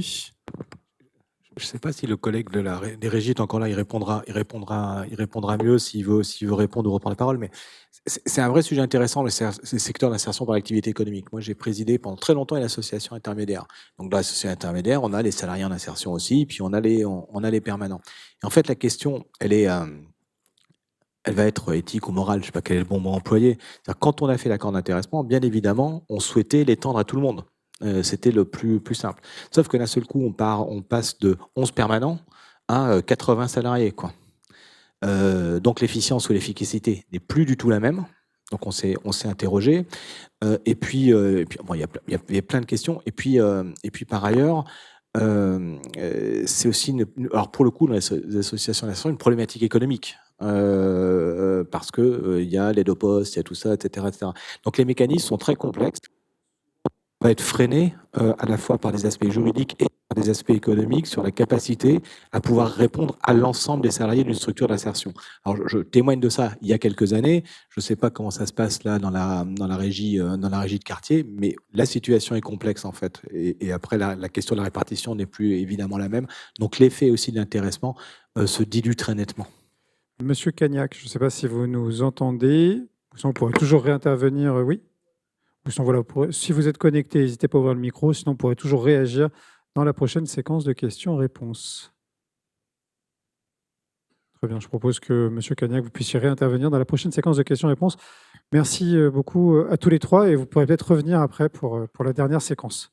C'est un peu sportif, c'est monter, descendre des escaliers, tout ça. Voilà. Pour cette dernière séquence de dialogue, de discussion, j'invite Luc Mathieu, donc, qui est secrétaire national de la CFDT, avec qui nous avons déjà échangé il y a quelques minutes, et Patrick Julien, qui est responsable du pôle relations sociales de l'UDES. Patrick, c'est ta première prise de parole aujourd'hui, donc je te salue et je te remercie d'être avec nous pour échanger.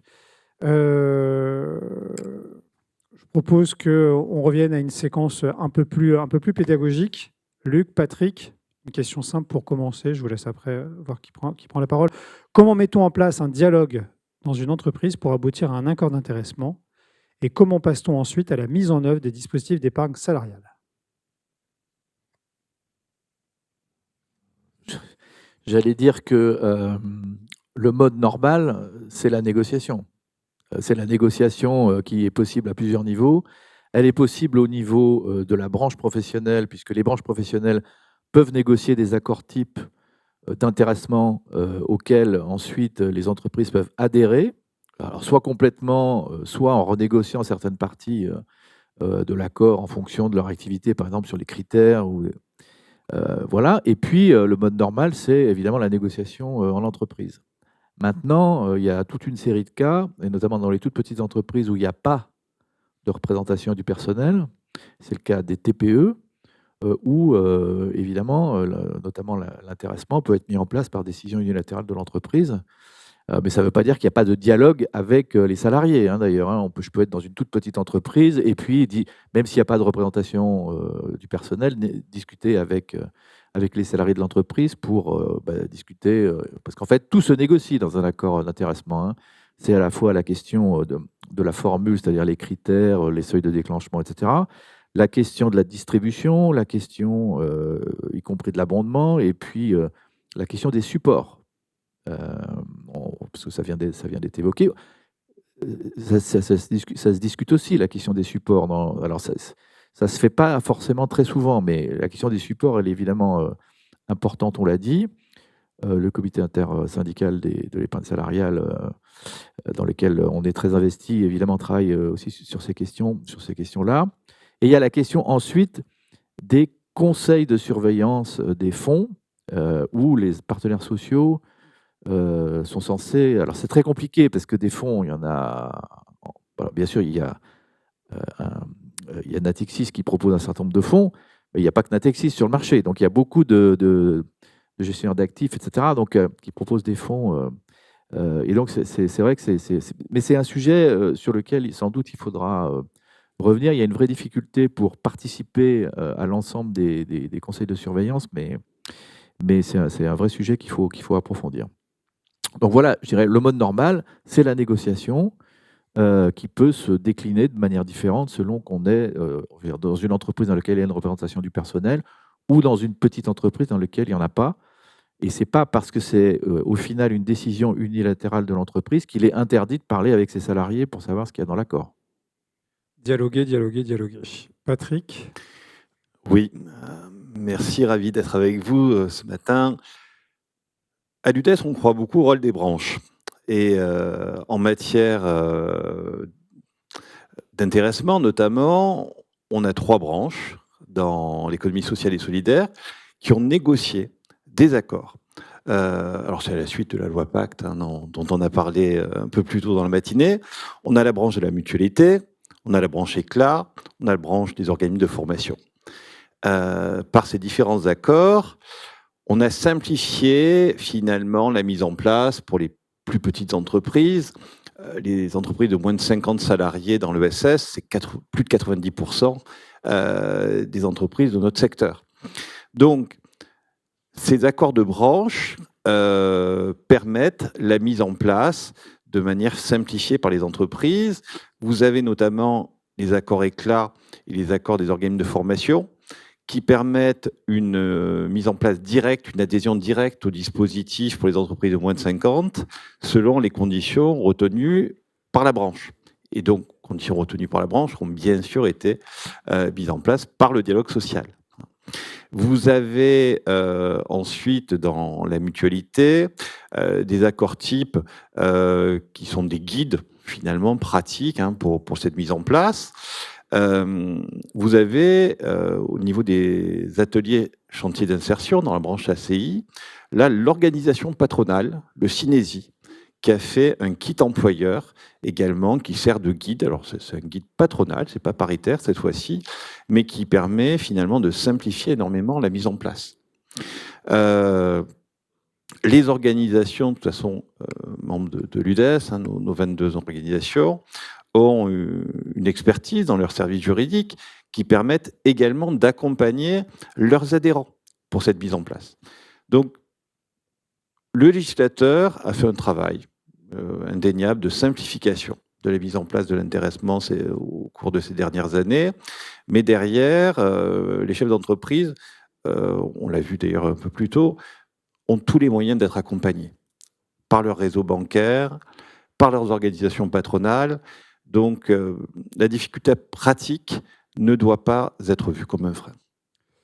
Merci beaucoup. Je pense qu'on a déjà vu les différents moyens de mettre en place un accord d'intéressement. S'il y en a d'autres, n'hésitez pas à les évoquer. En revanche, il y a une question qui est assez intéressante, c'est en quoi la démarche diffère-t-elle selon qu'on s'inscrit dans le dialogue professionnel ou dans le dialogue social? Ça rejoint un peu ce que je disais tout à l'heure. C'est-à-dire quand on est dans le dialogue social, ça veut dire qu'on a des institutions représentatives du personnel, on a des représentants syndicaux. Donc, c'est la négociation classique, qu'on soit dans une petite ou dans une plus grosse entreprise, ça c'est classique. Après, tout dépend de ce qu'on entend par dialogue professionnel, mais c'est ce que je disais tout à l'heure. C'est-à-dire quand on est dans une toute petite entreprise de moins de 11 dans laquelle il n'y a pas de représentation syndicale à l'intérieur de l'entreprise, matériellement, enfin concrètement, ça va être une décision unilatérale de l'employeur. Donc soit il va adhérer à un accord type qui existe par exemple dans sa branche et qui est utilisable tout seul, soit il va négocier de lui-même, enfin il va matériellement produire une décision unilatérale de l'employeur. Mais encore une fois, ce que je disais tout à l'heure, c'est que rien ne l'empêche de discuter avec ses salariés du contenu, des différents sujets qui ont été longuement abordés depuis tout à l'heure, dans le cadre d'un accord d'intéressement. Voilà. Après, je pense que l'intérêt, je reviens sur ce sujet-là, c'est-à-dire l'intérêt de l'employeur de rentrer dans un accord d'intéressement, c'est que d'abord, on le pilote dans la durée, pas comme une prime je reviens sur la PPV, mais qui est donnée comme ça, mais ça ne s'inscrit pas dans une politique RH, en fait. Alors que l'intérêt de l'accord d'intéressement, c'est que ça s'inscrit dans une politique RH, y compris de fidélisation des salariés. Voilà, donc pour moi, j'entends la question comme étant dialogue social, c'est classique, c'est des délégués qui négocient avec l'employeur le contenu de l'accord, et dialogue professionnel, il n'y a pas de représentation syndicale, et on le fait collectivement avec les salariés de son entreprise, quand on est dans une petite entreprise. Voilà. Merci beaucoup, Patrick. Je ne sais pas si tu souhaites ajouter quelque chose. Non, sur le dialogue, hein, donc voilà, je pense que tout a été dit là-dessus. On a de toute manière des employeurs engagés dans l'ESS, et je pense qu'ils sont peut-être plus que dans d'autres secteurs à l'écoute justement de leurs instances représentatives du personnel ou de leur personnel pour essayer de mettre en place ce type de dispositif. Nous sommes là ce matin, à la deuxième édition de cette conférence, pour, je pense, donner la petite impulsion qui va faire décoller peut-être ces dispositifs d'épargne salariale, puisque c'est vraiment un enjeu, là aussi. On a des entreprises qui sont en concurrence parfois avec le secteur lucratif, et il faut pouvoir offrir dans nos secteurs un certain nombre d'avantages que les salariés peuvent connaître ailleurs. Merci beaucoup. Merci à tous les deux pour votre éclairage. Je vous propose peut-être qu'on passe à une dernière séquence de questions-réponses. Philippine, est-ce qu'on a des questions sur le fil? Oui. Là, il faut proposer peut-être à Adrien de nous rejoindre, non? Oui, je pense que ce serait utile, Oui, puisque souvent, c'est des questions c'est pas assez mal, hein. techniques. Oui. C'est ça, en fait, on aurait dû l'appeler effectivement la conférence Adrien, quoi.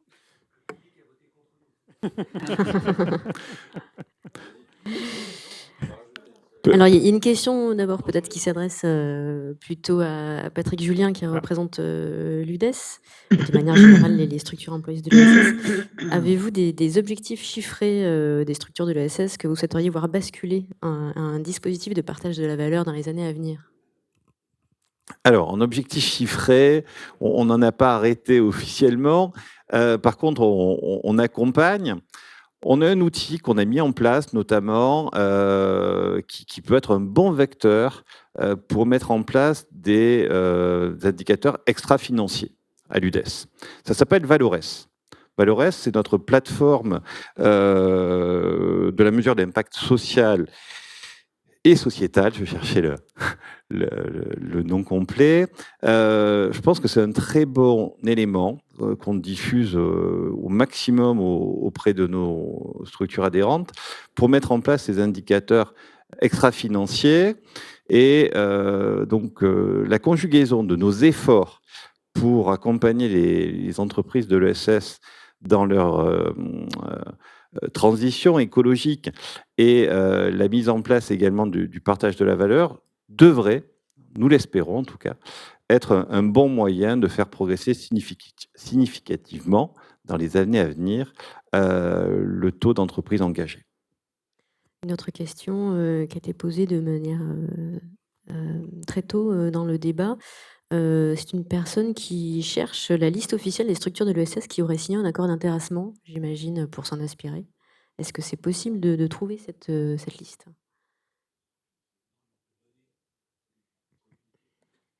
Et la personne pense en particulier aux structures de ESUS. Pour répondre rapidement, je pense que, un, on ne peut pas, parce que c'est effectivement confidentiel, mais deux, on a des exemples d'accords d'intéressement qu'on peut anonymiser et évidemment, évidemment transmettre. Voilà, c'est plutôt de cette manière-là. Oui, on s'adresse aux syndicats, les syndicats de branche ont les accords d'intéressement, on en transmet aussi à l'UDES, donc c'est comme ça qu'il faut le faire, mais ça sera quoi qu'il arrive anonymisé. Puis il y a d'autres outils pratiques. Et puis pour compléter, chez Natixis Interépargne, on a des contrats d'intéressement aussi qui sont packagés, simples à mettre en place, avec des indicateurs, y compris extra-financiers, qui sont inscrits dans les contrats, qui ont été validés, et donc, je dirais, solides au plan de l'URSSAF.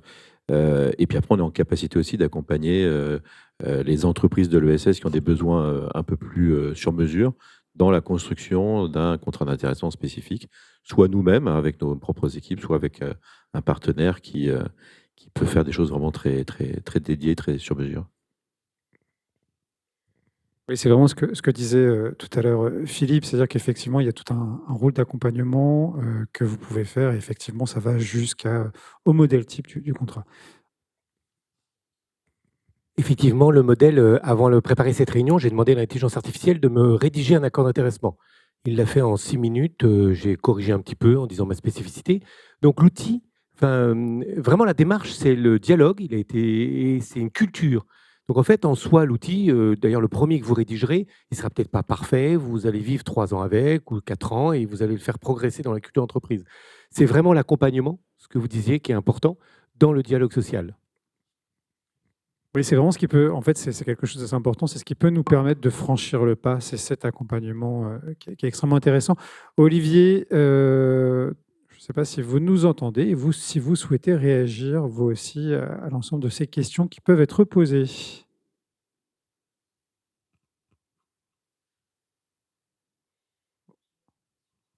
Très bien.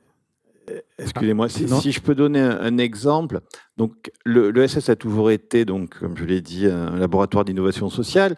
Aujourd'hui, ce que j'espère trouver, c'est de plus en plus d'accords, par exemple, avec des dispositions, avec des performances environnementales, des performances en matière de mobilité durable, des performances en matière de qualité de service, de satisfaction des bénéficiaires.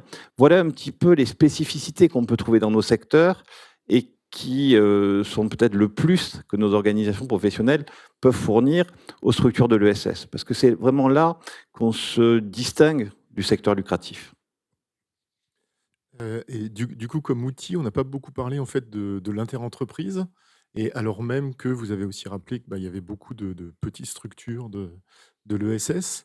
Est-ce que, à la fois du côté de la société de gestion, des réseaux de l'ESS, on constate que c'est des fois une solution mise en place, ou est-ce que c'est un petit peu complexe dans l'ESS, la mise en place de PEI, voilà, pour, encore une fois, améliorer le taux de couverture des salariés? Alors, je vais prendre cette question, si vous voulez bien. Merci beaucoup. Écoutez, non, en fait, en matière d'épargne salariale, d'épargne retraite, on conclut beaucoup de plans d'épargne interentreprises, plans d'épargne retraite collectif interentreprises, qui ont le mérite d'être beaucoup plus simples en termes de contractualisation. Donc, effectivement, on accompagne des petites structures, entre guillemets, hein, c'est relatif, mais on les accompagne avec des outils clés en main, que ce soit sur le PEI, le PERCOLI, comme le disait Frédéric, avec des accords d'intéressement clés en main, qui se portent à la fois sur des déclenchements liés à un résultat, mais également, on le disait, sur des critères RSE, hein, qui est une nouveauté qui est également clé en main. Donc non, on accompagne parfaitement les structures de toute taille, avec des outils adaptés justement, soit du PEI PERCOLI clé en main, soit du sur-mesure, comme le disait Frédéric. On accompagne tous les segments de clientèle de l'ESS aujourd'hui chez Natixis Interépargne.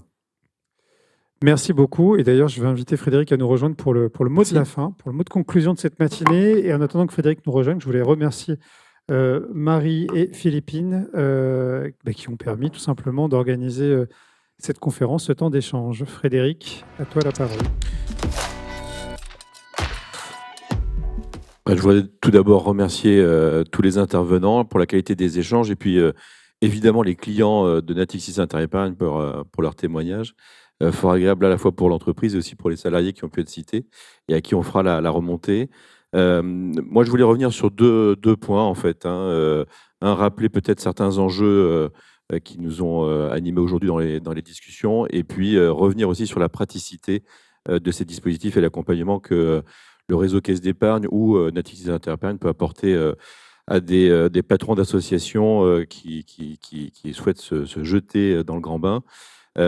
Si on revient sur les enjeux, bon, et ça a été rappelé, les acteurs de l'économie sociale, que ce soit les associations ou les entreprises de l'économie sociale, elles ont des besoins, des enjeux qui sont propres et proches de ceux des PME traditionnelles, en termes de recrutement, en termes de fidélisation notamment. L'épargne salariale répond à ces besoins, évidemment.